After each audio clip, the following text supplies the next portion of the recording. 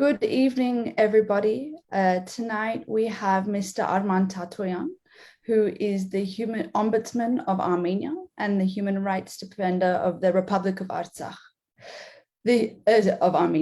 The Human Rights Defender Office in Armenia is an integral institution that functions in accordance with the Paris and international principles. And as such, the Defender of Armenia is an important independent voice that ensures the protection of human rights within all levels of government. As the Human Rights Ombudsman of the Republic of Armenia, Mr. Armen Tatoyan has been a foundational voice in raising awareness and seeking justice for war crimes committed during the Artsakh War, along with ongoing issues regarding Armenian prisoners of war and other international law abuses. In addition to his duties as the Human Rights Ombudsman, he holds an impressive professional background, having served as a permanent international advisor on the Council of Europe, Directorate General of Human Rights and Rule of Law, and an ad hoc judge on the European Court of Human Rights. Thank you for joining us this evening, Mr. Tatoyan. Thank you very much. Thank you. First and foremost, we want to jump straight into it for our audience here in Australia who are watching the situation unfold in Armenia. We have troubling developments with Armenia's sovereign borders. Are you able to give us an insight into what's unfolding at the moment? Again, thank you very much for this invitation, and I greet all your audience, and especially I welcome the discussion of this very important topic. We deal with human rights issues related to borders and protection of rights of our borderline villages, our people who live here within our mandate. And as you very rightly mentioned, from the very outset, we have been collecting facts, documenting them, sending to international bodies, keeping the awareness raising process very high. And but eventually we have been also taking measures towards the solution of certain problems. I have to mention that recently, unfortunately, and we experienced the same development from the very beginning of the war, and then it continued after November 9. The developments have been very tense. Here, first of all, nowadays we have problems or tensions related to our borders, which is very closely connected to the very deep Armenophobia, I would say institutional policy of Armenophobia and inciting hatred and animosity from the side of Azerbaijan, especially I here mean high-level political authorities of Azerbaijan who continue spreading hate speech, and very recently, even during the recent 2-3 days, the president of Azerbaijan had delivered several public messages, which are full of hate speech and even hate speech amounting to fascism. So all the activities of Azerbaijani soldiers at our borders are very closely connected to these policies, and we have been experiencing from the very outset of the war, torture, inhuman treatment, atrocities, based solely on this policy. Currently, we have a situation, of course, of incursion into the territory, sovereign territory of Armenia, as you know. Specifically, I mean here Syunik and Gegharkunik provinces of Armenia, and Azerbaijani soldiers themselves, they are positioned illegally. And I also have to say that despite this, apart from this incursion, which occurred, which has the place from May 12th and May 13, we have violations, gross violations of rights of our compatriots since November 9. What I mean? Here I mean specifically illegal presence of Azerbaijani soldiers under threat of war, by the way, and under threat of use of force in the direct vicinity near our villages and on the roads of between our communities. Specifically, I mean here Syunik province. So they are physically present, in other words, saying in the lands, in the territories that legally belong to our citizens, to our compatriots.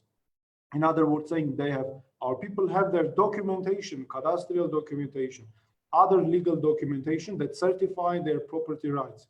Here I mean houses, I mean arable lands, high fields, pastures, etc. And people are deprived of these possibilities, not only because of the fact that Azerbaijani military is present physically in these territories, but also because of the fact that our people cannot even approach those territories that are not under Azerbaijani control, but because of the fact that Azerbaijanis open shootings when our civilians even try to approach. And apart from this, our fact-finding activities clearly prove that Azerbaijani military, apart from all of this, they carry out other illegal activities of criminal nature, such as thefts, such as threats to our civilians. And we have cases when the Azerbaijani soldiers are dragging, beating our civilians in the borderline villages. Because of their presence, freedom of movement, the right to free movement, I mean here specifically our roads that are connecting our communities in the Sunni province, has been limited very seriously. Here I mean, first of all, that Azerbaijani soldiers are present on different parts of these roads, specifically the road leading from Goris, from the city of Goris to Kapan, and then from Kapan to several our villages. In certain places they're present, and the movement of people is limited because people refrain from traveling, from using these roads, because it is dangerous for their families, for their lives. And moreover, if they even dare to stand, let's say, to stop for a couple of minutes even on these roads, for example, let's say because of technical problems related to their cars, etc., if it is in the direct territory, so-called territory under the control of Azerbaijani armed forces or Azerbaijani territory, so-called, then immediately they become the target for the Azerbaijani soldiers, which is a huge problem. And I have also to mention that periodically we have shootings in the direct vicinity of our villages. And very recently, even 2 days ago, we had tensions and shootings directed at our villages, which is towards our villages. And for example, 2 days ago, the shootings were very targeted and people were hiding in shelters. We have received alarms. So it means that all these facts also mean that itself presence of Azerbaijani soldiers and the military near our villages. I'm not even talking about territories of our villagers. It is a violation of the right to life.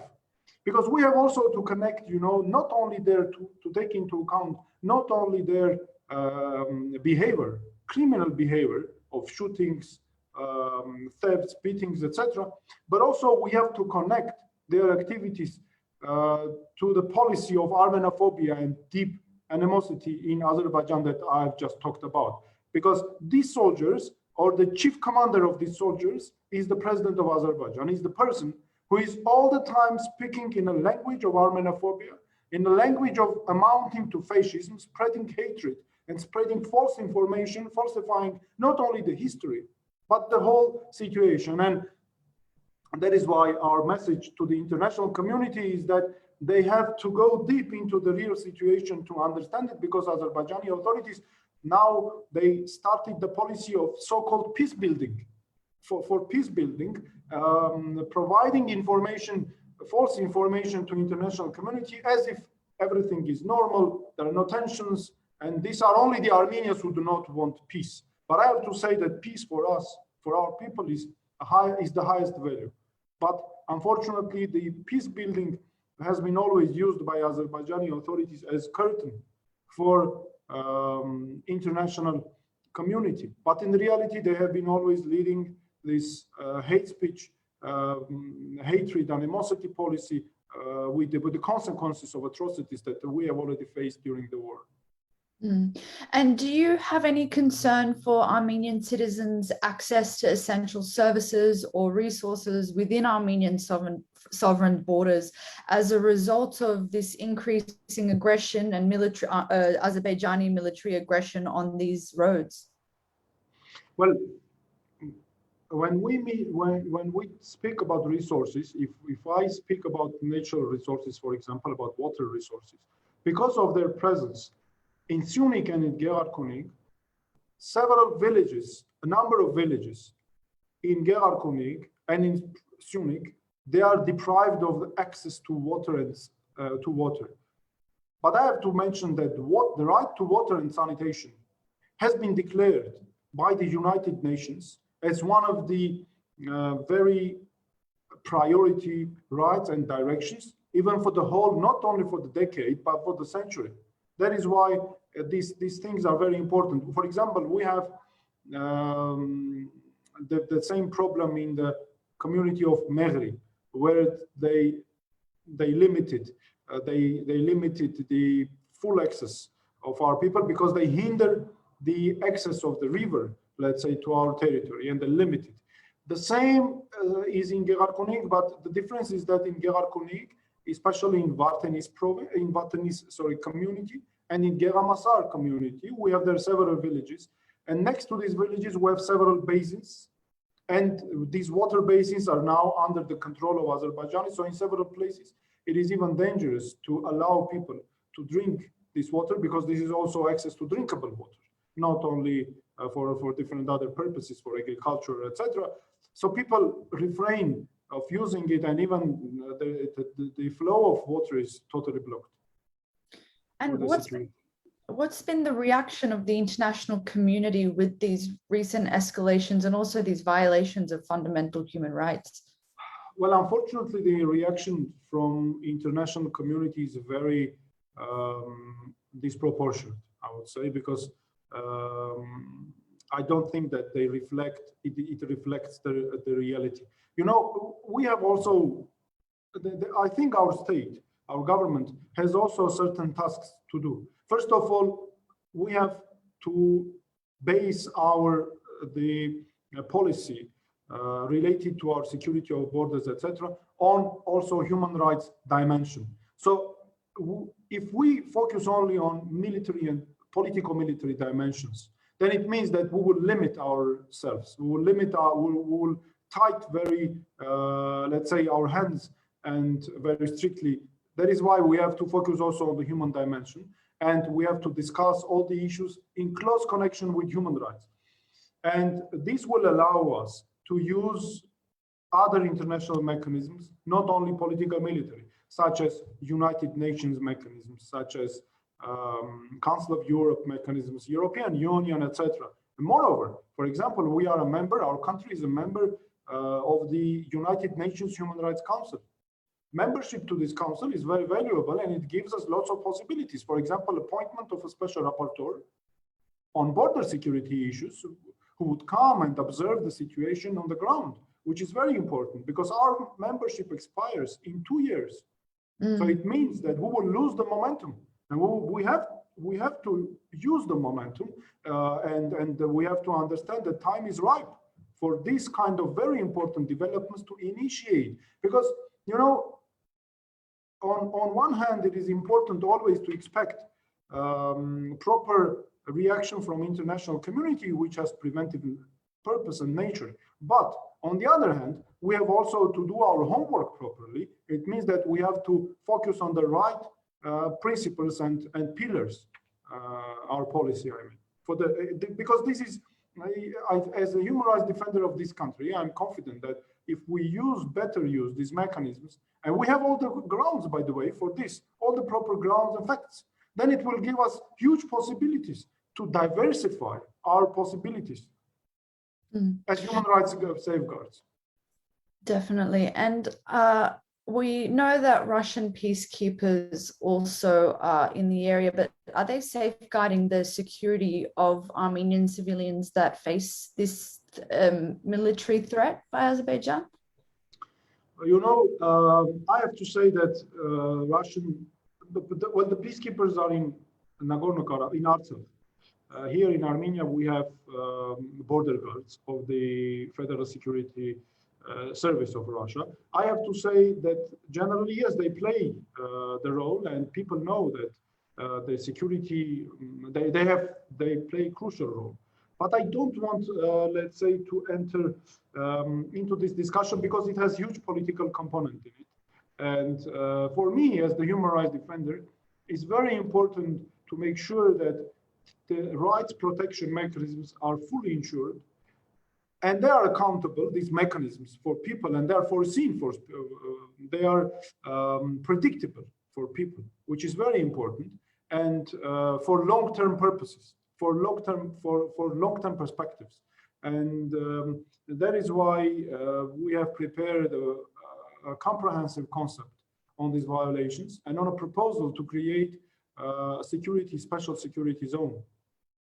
Because right now, I would say that there is a proposal. A main proposal to start delimitation and demarcation process of our borders.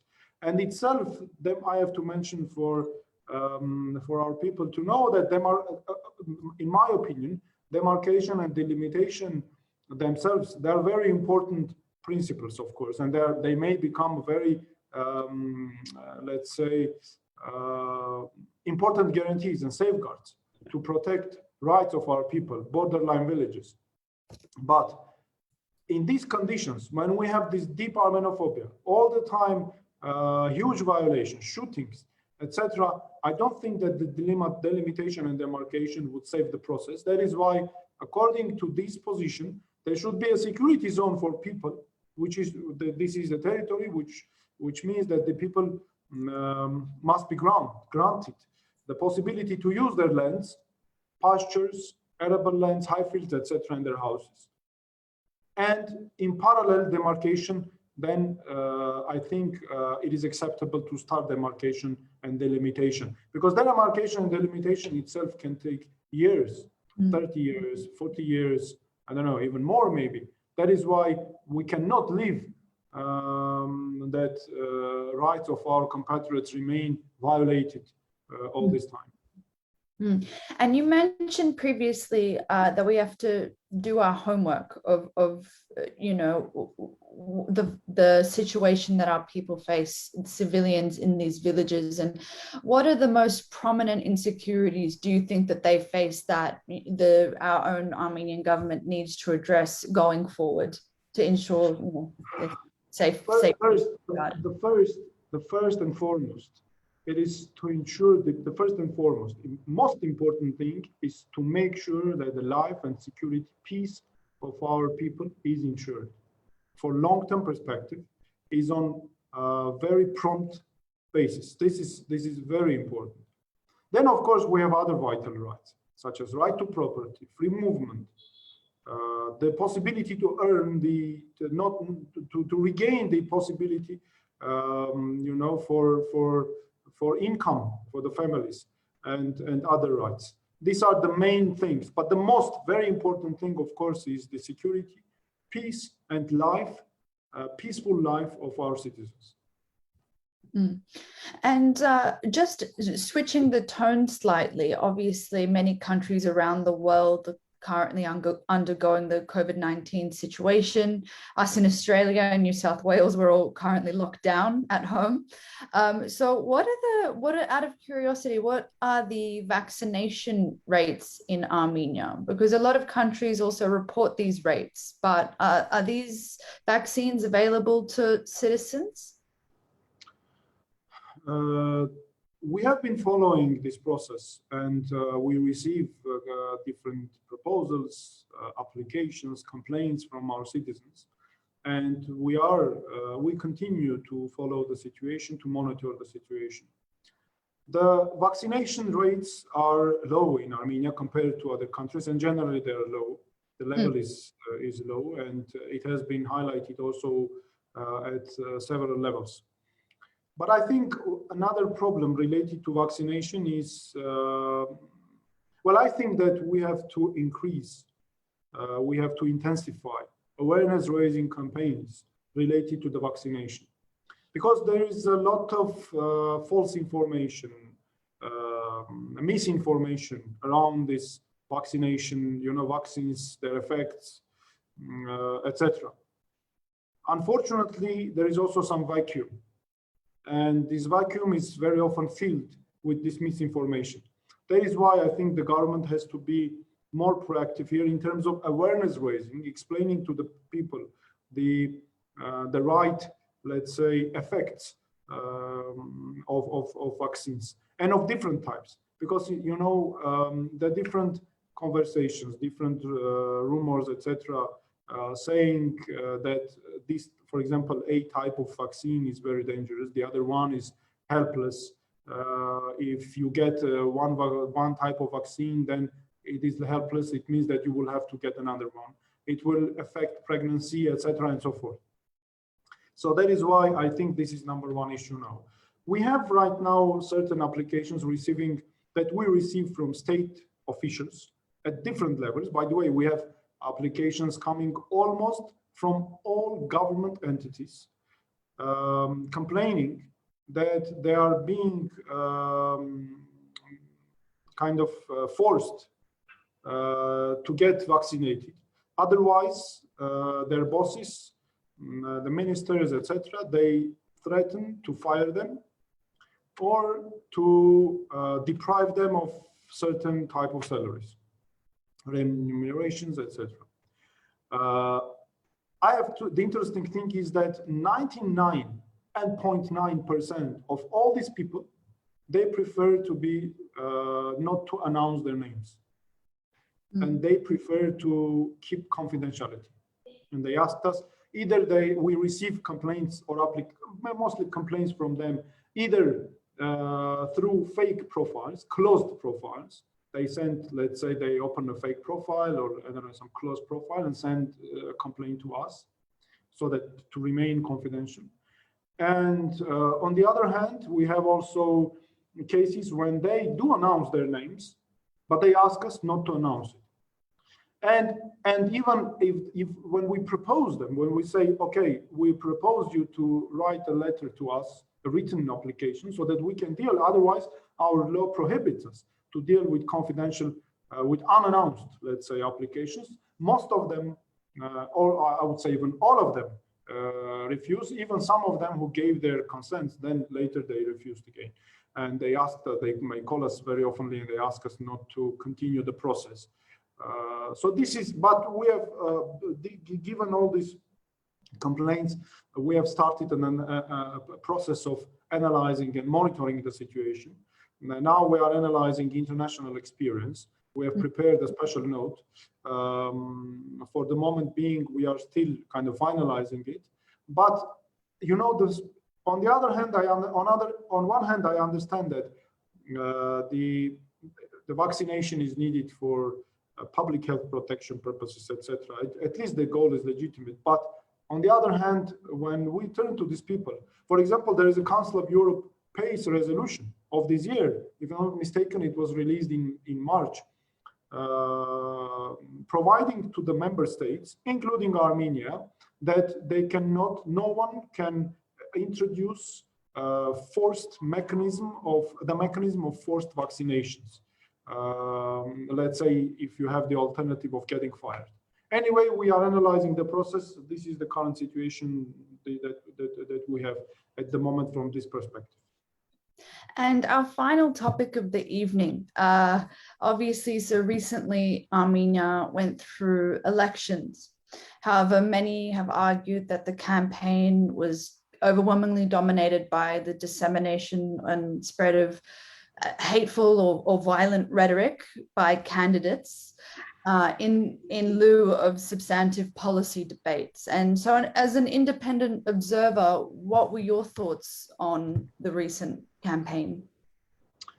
I have to say that we have been very carefully and very scrupulously following the process, monitoring the whole process from the very outset. And yes, we have also detected impermissible levels of intolerance, even amounting to hate speech, insulting speech against each other, And we have been raising our voice all the time, trying to serve as a, as an institution that can prevent or can contribute to the prevention of this phenomena, let's say. The problem is that, unfortunately, in our society, there is a polarization. And these elections should have been served as a tool, very important tool, or a step to overcome this issue and the polarization. Unfortunately, there is still a certain level of polarization in our country. And the last several sessions of the parliament, I think, of the new parliament, I think did not contribute to the improvement of the situation. Because we could observe mostly speeches or, let's say, public positions accusing each other. And as a result of these accusations, or in the context of these accusations, unfortunately, there were also, again, insulting speech, etc., some impermissible words. But I very much hope that with the election of the bodies of the National Assembly, because the first session was dedicated to the election of the bodies, I mean the presidency, I mean the head chairs of standing committees of the parliament, etc. And I very much hope that afterwards, with the discussion of content-based issues, we will be able to overcome this, because it is very vital right now for our country to overcome the polarization, to get rid of any type of hate speech and insulting speech, and to ensure peace and solidarity in our society. Thank you. And for our final question of the evening, I do have to ask, because we're personally a very big fan of yours over here. So Mr. Tatoyan, many commentators are talking you as a potential candidate for politics before these elections, but you maintained that you were committed to your independent role and did not participate. So do you see yourself active in politics in the future? Thank you very much. And I do appreciate our cooperation with you, and I do appreciate and I want to express my thankfulness to your audience, to our compatriots, for their trust and for support. I have to say that right now I don't consider these possibilities. Well, at least I'm in a position that prohibits any possibility of any participation in politics in any form. And even, yes, you are right, before the elections, there were different proposals or different, let's say, I would say publications, let's say, in media about my participation, etc. That is why I had to make even an announcement denying this possibility, because it was already hindering activities of our institution. So far, this isn't and so far, I think we were able to keep our neutrality, and I think all parties understand this, starting from locals to our international partners, since this is an apolitical institution, and I'm confident that I will be able to be efficient and effective only if I keep this neutrality. Well, either way, we are very, very lucky to have you in the position that you're in. So thank you very much, Mr. Tatoyan, for joining us this evening. Thank you. Thank you. The Armenian Australian community is leaving fantastic comments and are very excited to hear what you have to say. To everybody listening, you can continue streaming this and returning at any point that you would like to wish. It'll stay on the Armenia Media Facebook page. Thank you again for joining us this evening, Mr. Tatoyan. Thank you very much. It was a pleasure.